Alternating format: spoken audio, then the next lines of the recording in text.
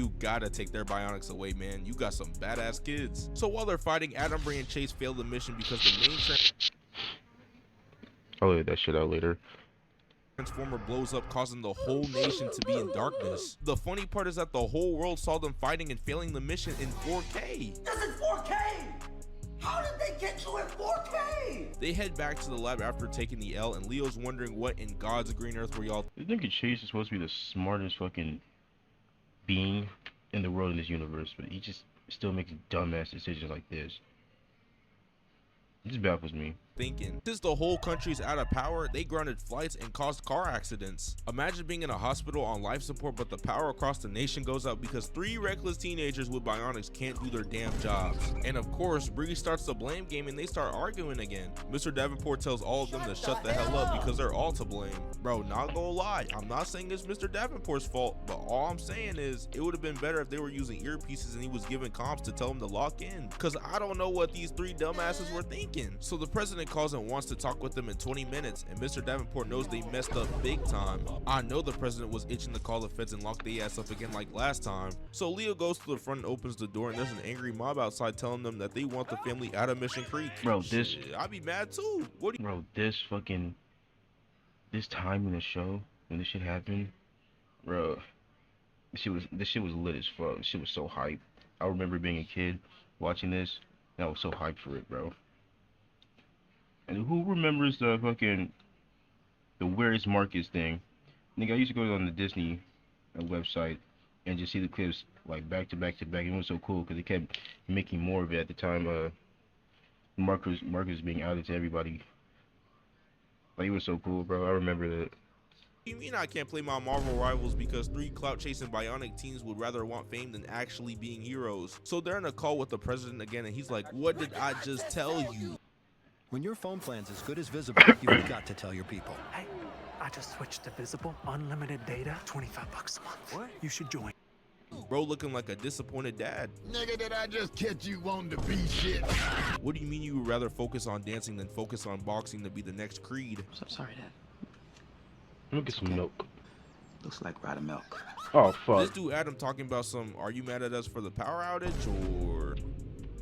Is she retarded? Bro, this is no time for jokes. You're in a call with the president of the United States after y'all messed up. Lock in. Chase talking about some, we can fix it, sir. The president like, nigga, fix what? What could y'all possibly fix? In fact, some people want me to lock y'all ass up. Fortunately, the president still believes in them, so he also tries to convince the country to believe in them too. Tuh, the president better than me. Lock his ass up. Lock his ass up. You're going to jail. Shit, don't mess with my power with all that tomfoolery. So the angry mom is still out there, and Adam, Bree, and Chase are wondering what the hell is going on. Leo tells them that the angry mom wants them to leave Mission Creek, and 3 of them confused. I mean, did y'all not realize what y'all did? Leo opens the door and sees Perry being a Look at this shit. Leo's like, you're supposed to be on our side, bitch. She switched up faster than Gilbert Arenas. But she's like, my fault, I'm gonna make it up to y'all. Remove yourselves from the premises before I use that Rasen gun on y'all ass. But they is not going for it though. They start throwing tomatoes at her on some Squidward performance timing. While Leo tries to flee them away, he accidentally used his bionic arm. Hey, he's bionic too. Let's get his ass. And they try and get inside the house. I mean, y'all ain't listen when he said back off. Surprised he didn't fry one of y'all. So Adam uses... And that's kind of fucking stupid on the people's part. Because I know there's a mob of you, but nigga, there's 4 bionic teenagers in here.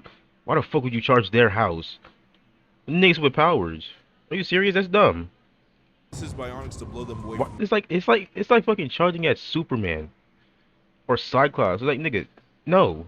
You're crazy. The house, but that ends up getting put on the news. Bro, they were the ones trying to break in. So you just wanted them to sit there and let these civilians tear the house apart? The worst part is that Adam's own brother and sister blame him for them being on the news, even though he was trying to protect Leo and the house. Not gonna lie, Bree and Chase an L for this one. And once again, they start arguing. Bree calls both of them morons, and Chase like, I know your sorry ass ain't talking. You quit before, just do it again. No!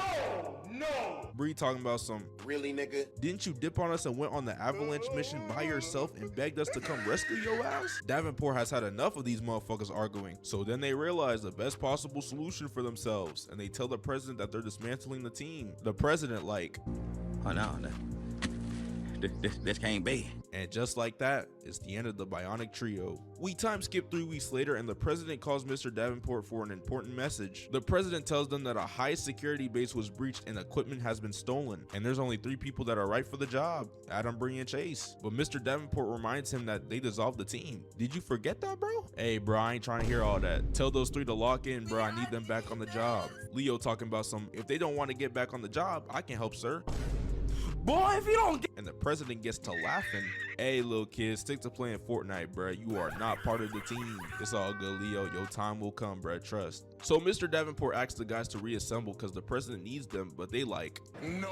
we already hung up the jersey, sir. But Douglas tells them that now the Pentagon was broken into by a bunch of child thugs. They caught them on surveillance camera and look at this. Look at the lizard eyes. This could only be the work of Victor Crane. You know, the guy who's been terrorizing them since God knows when. Leo This shit was crazy. Let's just ask Crane to stop. With him as an antagonist? Oh man. Then maybe we could tell him that being evil is bad and he'll give us all a great big hug. Bro, you think villains are gonna listen? That's like asking Thanos to stop collecting Infinity Stones or telling Will Smith to stop making music. That's not how life works, bro. So Mr. Davenport begs him, just one last score, the last dance. They agree to do it, but they remind him, Bro, the build up to this whole little final fight with Crane, beautiful. It was amazing. Amazing. Especially as a kid, nigga. this is it. We're done after this. So they pull up to But the nigga then came back when they were in space, right? Actually, no. Was this before or after? Oh fucking hold. Let me. How did I type this in though?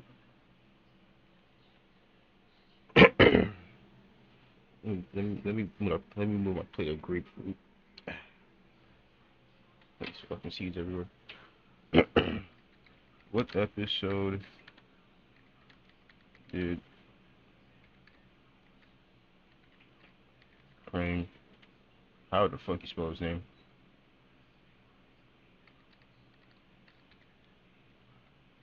Return to space and the lab rats.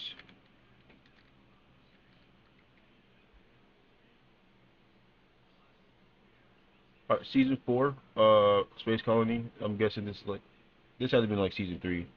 So the Nate does eventually come back, but it's just kind of dumb. Like leave him the fuck be, nigga. You build up for this little perfect fight right here, this little perfect ending to a rivalry. Then you bring it back. It's like it's dumb. In my the opinion. site, and even though they haven't messed with each other lately, they're still gonna try and work together. Chase noticed that there were only 8 of them when they got there. Where did these other people come from? But they soon find out that these bionic soldiers can geoleap and there's an entire army. So they realize they are Gillette antiperspirant fights sweat and odor for 72 hours and starts working immediately. not cut out for this shit, so they decide to leave to re-strategize. But while trying to leave, this dude Adam has the worst stealth IQ because he knocks down one of these items, causing them to get alerted by the soldiers. But they grab onto Bree and escape, and one of the soldiers talking about some "Get ready, brothers and sisters. The war is coming."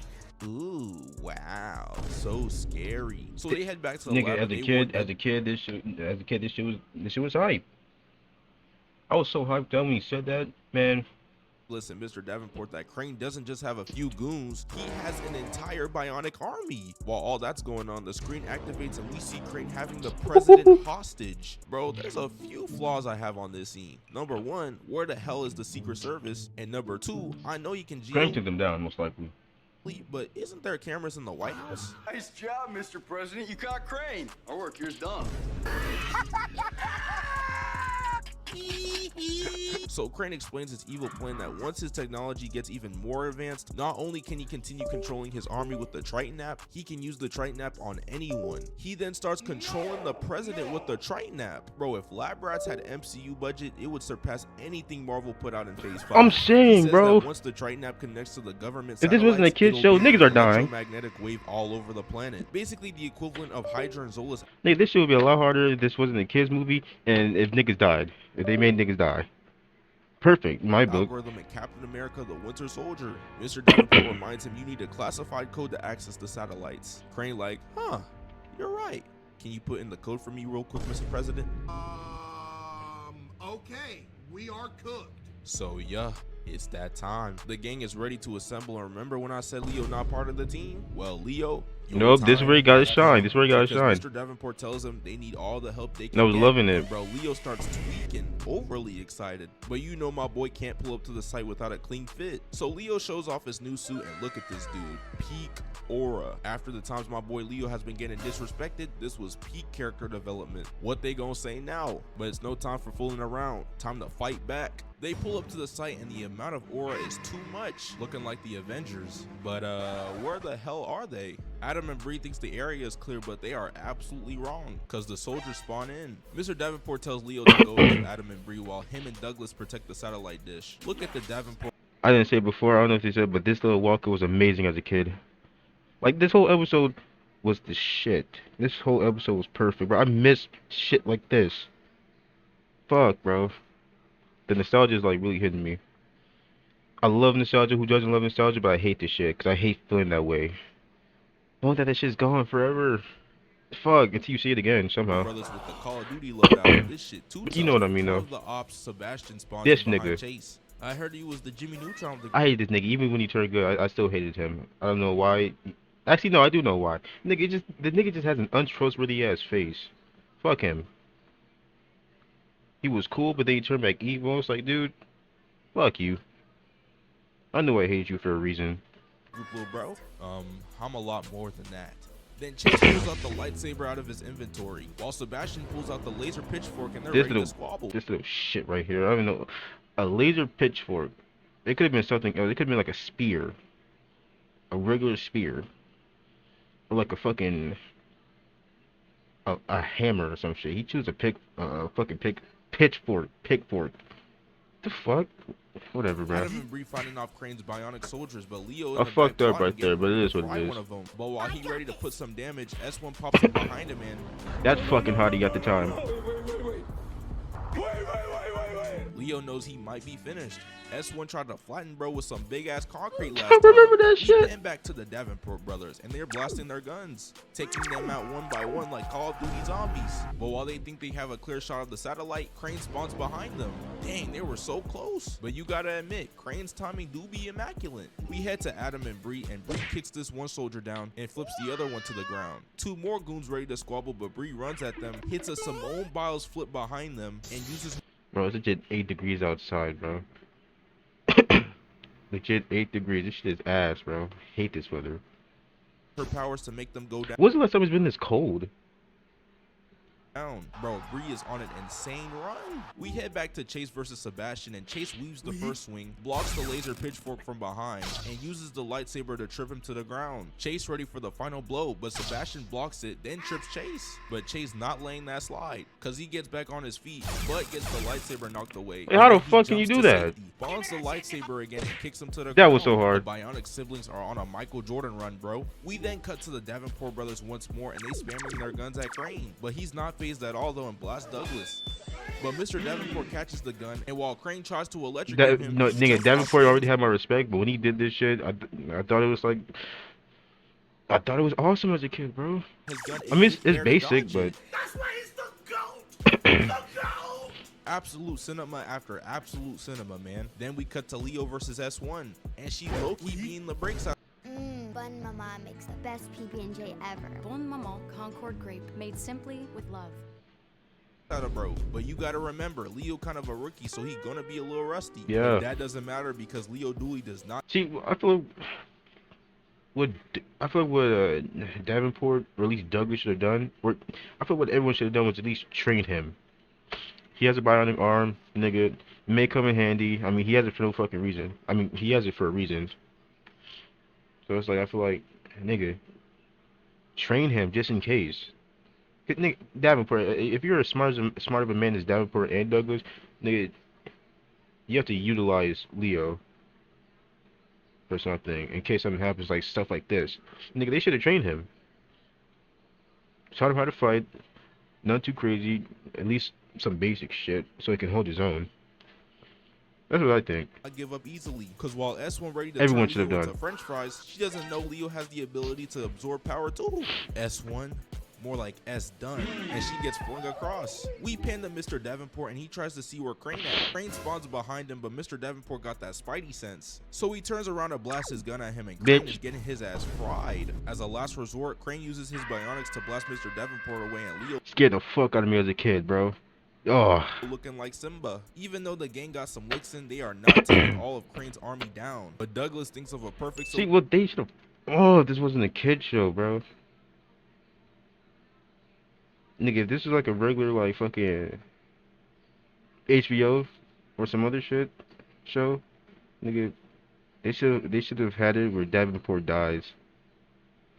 They should have it where Davenport dies. But somehow, you know, he fucking puts his knowledge into like a fucking hologram or some shit like that. And you feel me, they can still like, you know, he's still around. But it's like, I wouldn't say in spirit, but like through his technology or whatever the fuck. You know what I mean? That would have been awesome. But I forget, it's a kid's show, you can't really kill nobody, so. Douglas installed a link to fuse all of their bionics together on some Dragon Ball shit. But the downside is that it could be catastrophic. They could get turned into past tense, but they'll take that risk. Douglas tells Chase to use the override app on Adam and Bree and stand back to back with each other. These motherfuckers ready to do it. So they pull up on Crane's army and Crane begins giving his Thanos speech. But they're like, it's our mission to be heroes and we're not gonna join you. And Crane like, sneak him. Bet, time to finish y'all. But he tells his soldiers he wants to finish them himself. Then they get into their Dragon Ball fusion stance and Crane powering I don't think this is hard. I mean, it's pretty basic, but gotta hurry up because the Triton app activates it's whatever. across the world in 10 seconds. Crane powering all of his energy like Thanos with the Infinity Gauntlet. At the right time, Adam, Bree, and Chase fling Victor Crane across the sky, causing the satellite to deactivate, which means they defeated Crane. Bye, but dude. Mr. Davenport not looking so good because he's not breathing and the whole gang is shocked.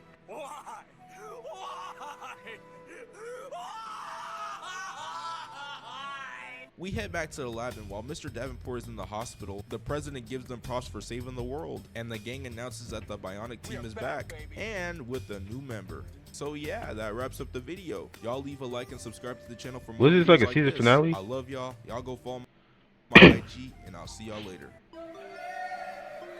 Oh, nigga, I saw they had the My Babysitter's a Vampire movie on here, uncensored.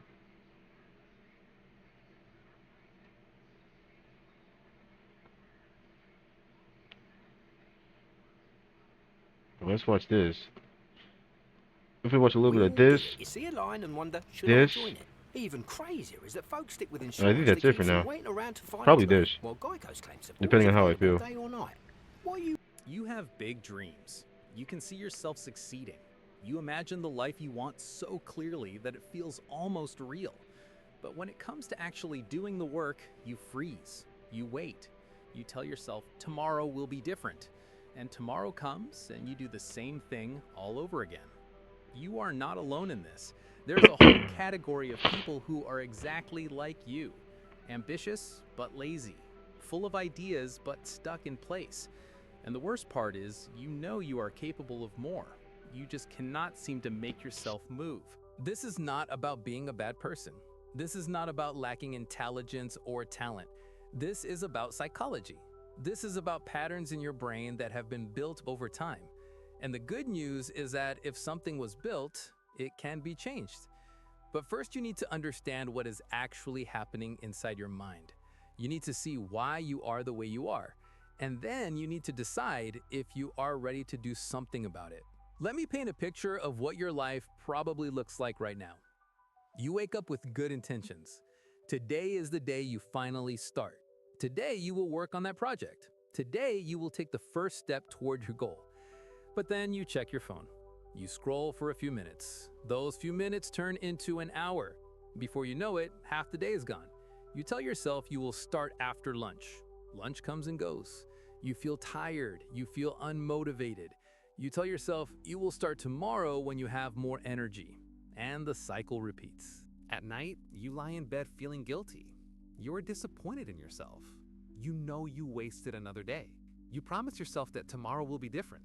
You make plans in your head. You feel motivated for a moment.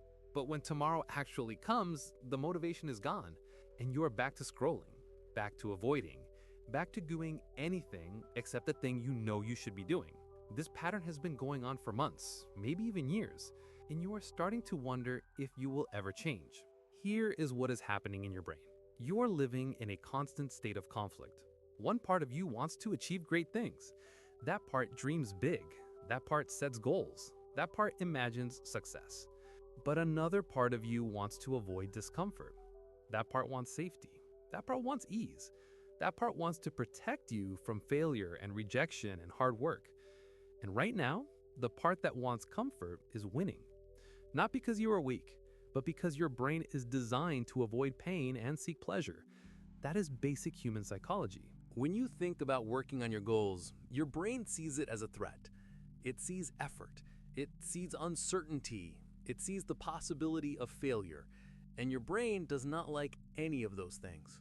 So it offers you an easier option. Scroll on your phone, watch videos, play games, do something that feels good right now. Your brain rewards you with a hit of dopamine. You feel a little better. The discomfort goes away. And your brain learns that avoiding your goals makes you feel good. So it keeps encouraging you to avoid. This is not laziness. This is survival mode. Your brain thinks it is protecting you. But here is the problem. While your brain is protecting you from short-term discomfort, it is also stealing your long-term happiness. Every day you avoid your goals, you are building a habit of avoidance. Every day you choose comfort over action, you are teaching your brain that your dreams do not matter. Just heads up, this is a little motivation for the people out there that's possibly watching this video. And every night when you lie in bed feeling guilty, you are reinforcing the belief that you are not good enough. You are creating a cycle that gets harder to break the longer it goes on. Let me tell you what you are probably thinking right now. You are thinking that you are just not disciplined enough. You are thinking that successful people have some special quality that you do not have. You are thinking that if you just had more motivation, everything would change. But that is not how it works. Motivation is a feeling. Feelings come and go. You cannot build a life on motivation. You need something stronger. You need structure. You need systems. You need to understand that discipline is not something you are born with. It is something you build, one small decision at a time. Here is another thing you are probably dealing with. Perfectionism. Here's a fun one. Guys, pretend like you're holding up the building behind you. Make sure. Yeah. That's okay, great. now give her phone back. How do y'all know each other? You friends? Progressive can't save you from becoming your parents, but we can save you money when you bundle. You have such a clear vision of what success looks like that anything less feels like failure. So you wait. You wait until you have the perfect plan. You wait until you feel ready. You wait until conditions are ideal, but perfect never comes. Ready never comes. Ideal never comes. Fuck, and man. while you are waiting, life is passing you by. Perfectionism is not about having high standards. Perfectionism. Nigga, time has been passing you by since I was like fucking 15. Fuck, man. I'm 20 now. Shit fucking sucks, man. Is fear disguised as excellence. It is your brain giving you an excuse to never start.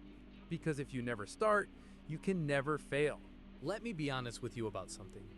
You are afraid. You are afraid that if you actually try and it does not work out, you will have to face the truth that maybe you are not as special as you thought. Maybe your ideas are not as good as they seemed. Maybe you are not capable of the things you dream about. That fear is paralyzing.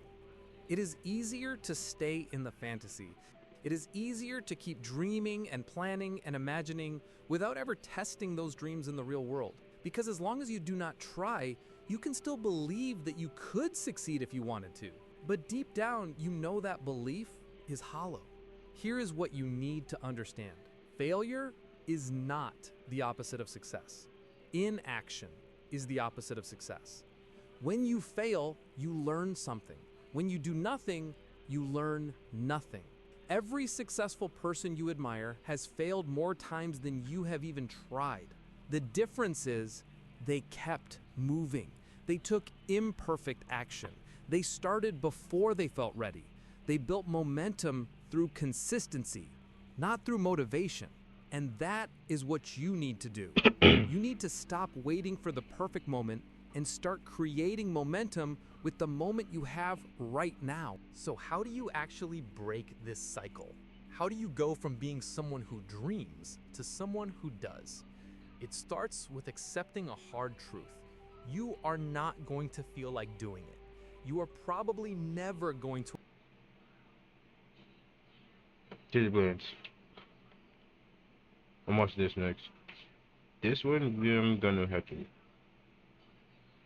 watch some other time. Wake up bursting with energy and excitement to work on hard Probably things. Friday. I don't That know. is not how the brain works. Or Saturday. You I are don't know. going to have to do it anyway.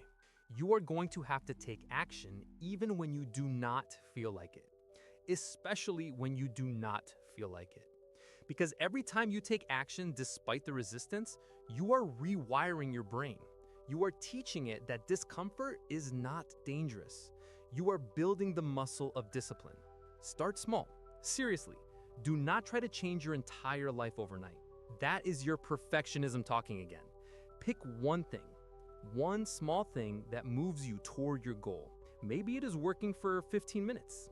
Maybe it is writing one paragraph. Maybe it is making one phone call. It does not matter how small it is. What matters is that you do it. And then you do it again tomorrow and the day after that.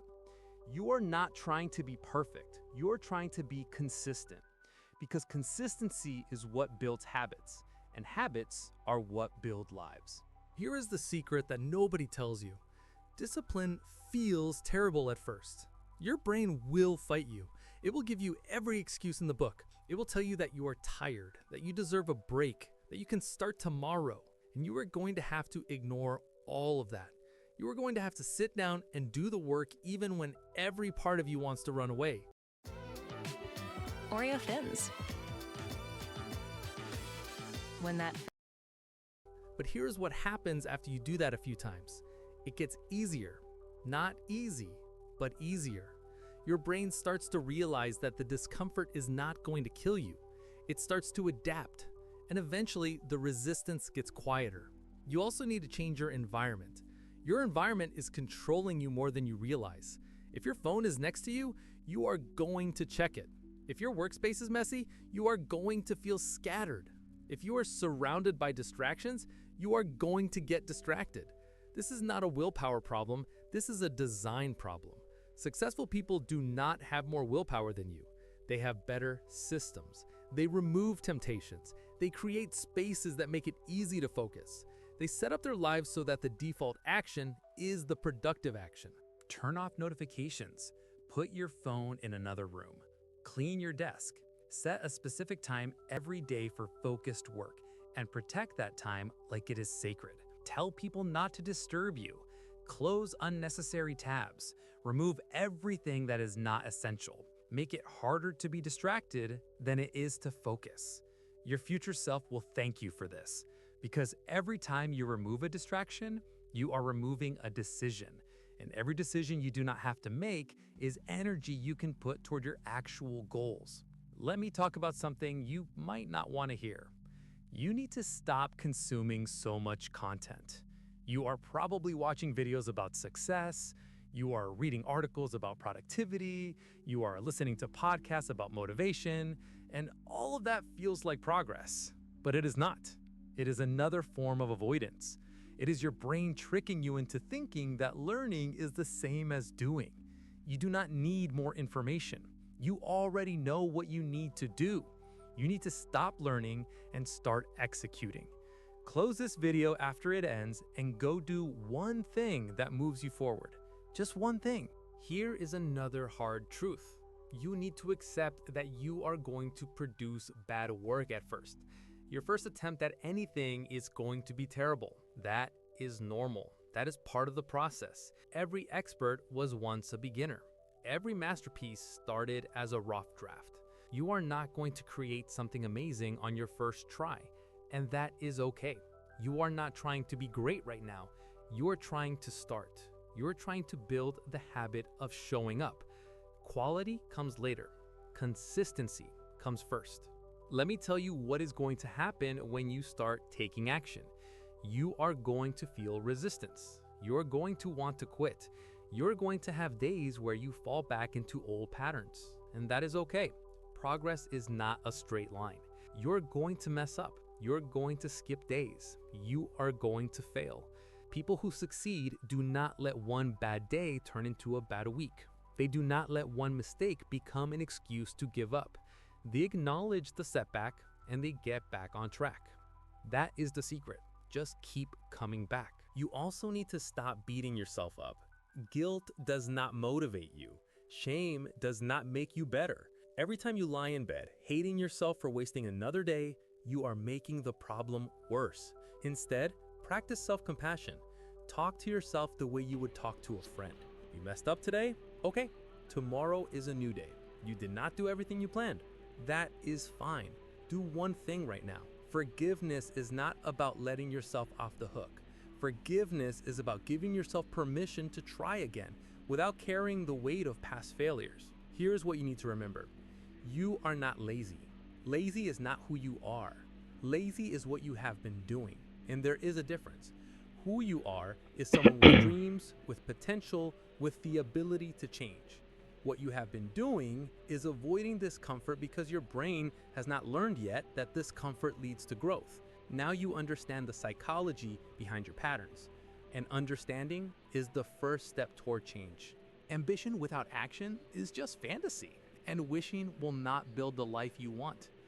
But action without self-compassion will not last. You need the discipline to take action even when you do not feel like it. And you need the compassion to forgive yourself when you fall short. That balance is what creates lasting change. So here is what I want you to do. Stop watching videos about change and start being the change. Stop planning your life and start living it. Stop waiting for motivation and start building discipline. Take one small step today, because that one small step is going to teach your brain that you are serious this time. And if you take another small step tomorrow, that momentum will grow. And before you know it, you will not recognize the person you used to be. You have spent so much time imagining the life you want. Now it is time to build it. Not someday, not when you feel ready. Now, you just need to start and then keep going. One day at a time, one decision at a time, one small action at a time. That is how lives change. That is how dreams become real, but through small, consistent choices that add up over time. You are capable of so much more than you have shown yourself, but nobody is going to do this for you. Nobody is going to save you from yourself. You are the only one who can break this cycle. You are not broken, you are not hopeless. You are just stuck in a pattern, and patterns can be changed. It will not be easy, it will not be comfortable, but it will be worth it. Because on the other side of this struggle is the version of you that you have always wanted to be. The version that does not just dream, the version that does. Go be that person, starting right now. Subscribe. That was good. That was good. That was good. That was good. How you feeling on that? There's some other funny shit to watch, man. You have the power to change lives, starting with your own. If you're ready to make a career move, I'ma just hop straight to it, man. Thanks for 20K subs. I mess with y'all, and we gonna keep the content pushing. I'm happy I can give y'all something to watch while y'all eat, or sleep, or whatever freak stuff y'all be doing during my videos. But I'm glad y'all clicked. Y'all saw the title, which should be side characters that are low-key better than the main, or something like that. In most of my favorite pieces, the main character either is the best guy overall, or at least grows into being the best. But we not on that timing today. We talking about side characters who outgrew or were always better than the main face. Starting off with everyone's favorite, never mind, second favorite raccoon, that nigga Rigby.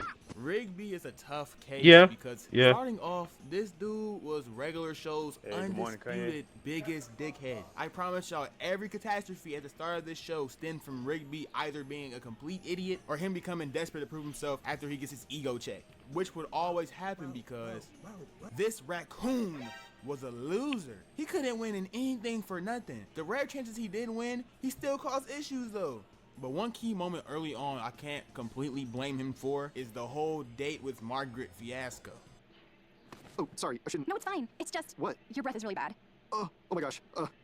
Wait, no, it's... I'm sorry. Mordecai! If you don't know nothing about the regular show, here's the rundown. Mordecai, who's the Blue Jay, was and probably still is to this day down bad for Margaret. Saying anyone right now. Guys are jerks. Where I'm at with regular show, it's like, nigga, she's in college, he's doing this thing. It's like a little filler thing, like going on. I know, right? I mean, that's pretty much what regular show is, just filler shit. Hey, But guys are the worst. On some downright horrific levels.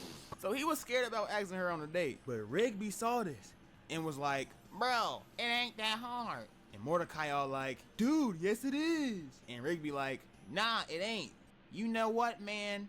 I'll do it for you. Jay? Margaret, just wanted to ask you if you want to, I mean, obviously you don't have to, but, Margaret, want to see something cool?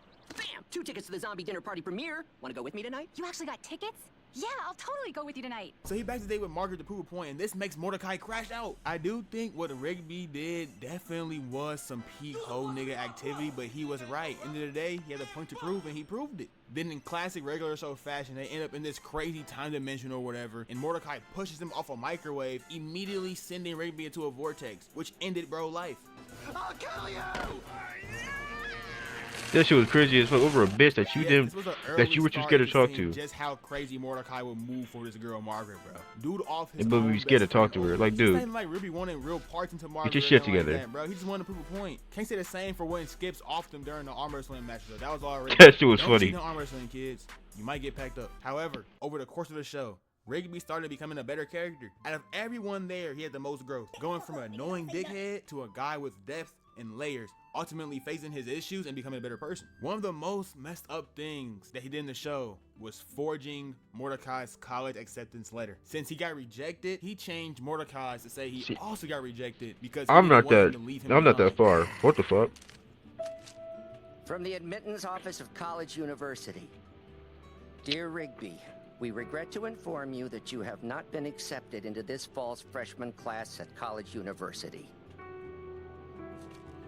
Keep reading! Dog, as I'm writing this, oh my gosh, this nigga Rigby is actually horrible, dog. I would have started upping poll if I found out my homies forged my college acceptance letter. Rigby dead for real changed the trajectory of Mordecai's life with this move. However, he came clean down the line and apologized. I robbed you of your future because I was being selfish. You're the only friend I've ever had, and I couldn't stand the thought of losing you.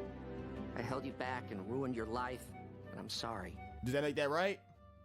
No, not at all. He's still a whole ass nigga. But what counts most is that Rigby started to understand that his actions could scar people and start taking accountability, not only for what he did to others, but for what he did to himself. Dude got his whole life right. Bro became a bit smarter. Bro got a girlfriend. He even went back to high school to get his diploma. Rigby Nigga matured, dropped out? while we all know Mordecai regressed. That nigga started doing some of the most dumbest stuff in the See, I'm not this far in the show, so should I skip?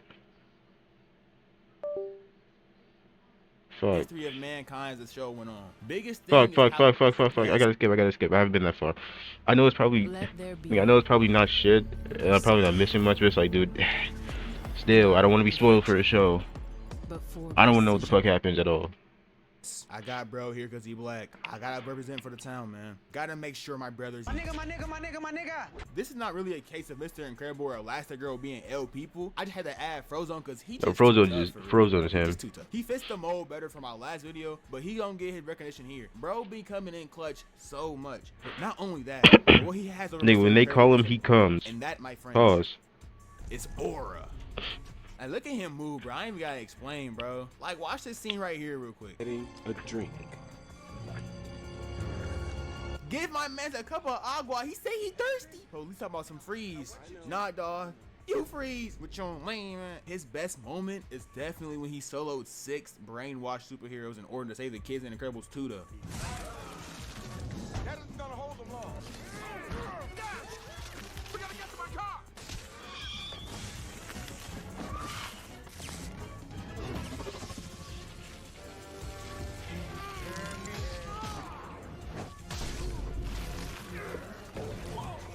Yeah, he got beat. But to be fair, he was focused on protecting the kids. If this was a fade without any hostages at stake, he would have folded all these niggas. They not hanging with Frozone for real.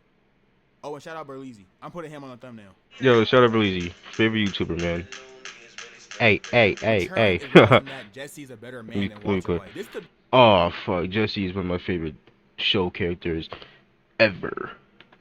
I want to say he's fucking top one, but I don't fucking know. I feel like there's gonna be somebody to replace him. Oh, I also heard, nigga, there's a new Game of Thrones spinoff. New Game of Thrones series. Now, I wonder if anybody really cares about this. A Knight of the Seven Kingdoms. I wonder, do anyone really care about this? If you're gonna make it like a, not like a spin-off, but like another show connected to Game of Thrones, which I am gonna watch one of these days. Nigga, I feel like it could have been like some other motherfuckers, some other folks. I don't read the books, so I don't really know how huge these characters are, but yeah, I'll watch. I'll figure it out eventually. debate is literally aura and hype moments versus depression and trauma, bro. Just be going through it. That dude life stinks. But yeah. Yeah, his life is fucking terrible. Nigga, any other person would have killed themselves.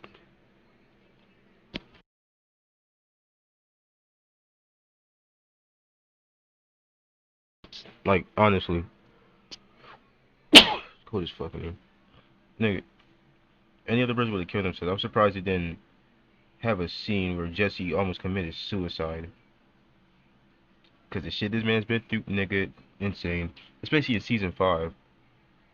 Especially in season 5, it's a surprise, bro. This nigga's willpower is like crazy strong. Cause nigga can, he killed people. He's seen a kid die. He's been tortured. He's been belittled. He's a junkie. On top of that, nigga. At that point, I feel like most people would just kill themselves. But he stayed strong. He just endured it. Yes, I do indeed think that he's a better guy than our guy Walter. Is he smarter? Nah. Can he whip it up in No. the kitchen better? Nah again. No. Almost, but no. But what makes him better is that Jesse Pinkman actually has a soul. He has a heart. And over the course Yeah, other than a lot of people in that show, yeah, he actually feels shit. He actually, all the shit that he does, he actually feels it. of the show. What's the word I'm looking for? An empath? Whatever the fuck, I don't know. You see that heart get bigger and bigger. He might be an addict and a dealer, but the man is still a sweet person. Don't let the fit twist the narrative. In my eyes, he's a decent man, excluding the cooking and dealing. But on the other hand, that nigga Walter's the opposite. Over the course of the show, he became a complete demon, spawned from the deepest depths of hell. For starters, even after he beat cancer, he still chose to move that dope. And you might think, that's not that bad, Teeth. He get into the bag. He paper chasing. Get into the moolah. And to that I say, yeah, true. You right. But why he let Jesse's first girlfriend die? And why he poisoned that little Hispanic jit, bruh? Walter White, you demon. This nigga is peak male manipulator. Hey, I forgot, this nigga had 2 girlfriends die on him. Like, that would make any motherfucker, like, snap. And I'm only calling him a male manipulator because he does this to niggas only. He would never move like this on Skylar, though. And she was cracking Ted on the low. I fucked Ted. The idea of using sparkling water and See, you gotta respect it. You gotta respect it, nigga. At least Walter ain't no bitch. I'll give you that. He won't, nigga, all the crazy shit he does, he's not gonna do it to a female. But he will most likely fucking bitch a nigga. You gotta respect it. I respect it. Fruit is very simple. Where it gets At the start of Breaking Bad, I was seeing Jesse as like some douchebag youngster. And I was rooting for Walter to get his bag before he died so he could save his family. But that nigga became too gritty, bro. He started doing terrible things for the love of the game. And the worst part is, he would bring Jesse into it forcefully, even in chances he didn't have to. Bro, Jesse wanted to put that life behind him, but Walter wasn't having it, which resulted in Jesse's story ending in ways he didn't deserve. But I am gonna say this, nigga.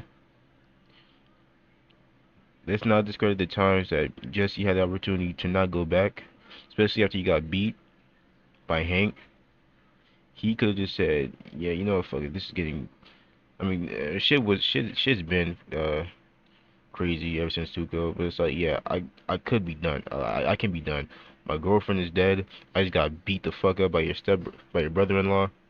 I'm done. We've already gone through too much shit, bro. And that's right then and there he would have quit. He chose to. He said 50-50. I mean, he eventually escaped and got to first start somewhere else, but man, he was getting whole He has a whole lot of mental turmoil. He's fucked. He was tortured. time and time again by his own partner. Not just his partner. He's his traumatized for own good. chemistry teacher. He cannot live in a normal life Imagine like that for classes real. to a chemistry teacher in high school, and then like, I don't know, 6 years later, he's honing you left and right again. Like, he was giving you F's in school. Now he's ruining your life outside of school, getting you kidnapped and stuff. Nigga, without that shit, nigga, if it's not him being fucking traumatized or being tortured and all the other shit, and that happened to him in the past 2 years in that universe, nigga, it's gonna be him fucking fuck is the word? Looking over his shoulder, because the nigga is still a wanted fugitive. He's gonna be looking over his shoulder over the police or whatever. Who knows it's him? It's bad, bro. He made it, but again, at what cost? If you have to live a life, a fucking, what's the word, bro? I know these words. It's just not clicking to me. You know what the fuck I mean. I'm not finna fucking. Nigga, Walter is terrible. All because he was feeding into his ego and greed. Walter just wrong, man. Jesse better and deserved much better. Lastly, Yeah. you ain't been thinking this since the dawn of time. I don't know what to say to you, but Luigi is better than Mario. I don't care what y'all say, Luigi definitely better. For one, bro can keep his girl locked down at the crib and safe, away from getting kidnapped. Meanwhile, Peach is getting snatched every time Nintendo drops a new video game console. 2, Luigi got a bag. Nigga got mansions, bro. Whether he's selling them on some real estate stuff or he just has multiple houses. It's very clear that Mario don't compare when it comes to the bank account. Yes, I'm fucking watching 2 fictional Italian video game characters. I don't care, buddy. Lastly, he got better hops. It don't get much better than that, bruh. And Mario stays jealous of the nigga too. L brother, you supposed to be happy when the fam is eating. Bro got money, a good wife, and can jump out the roof. This nigga might be the next coming of LeBron James. Brownie's Braun for all at 50%. Meanwhile, Luigi's been at 100. Wait, Luigi been around longer. Bro! Yes, sir. There we go.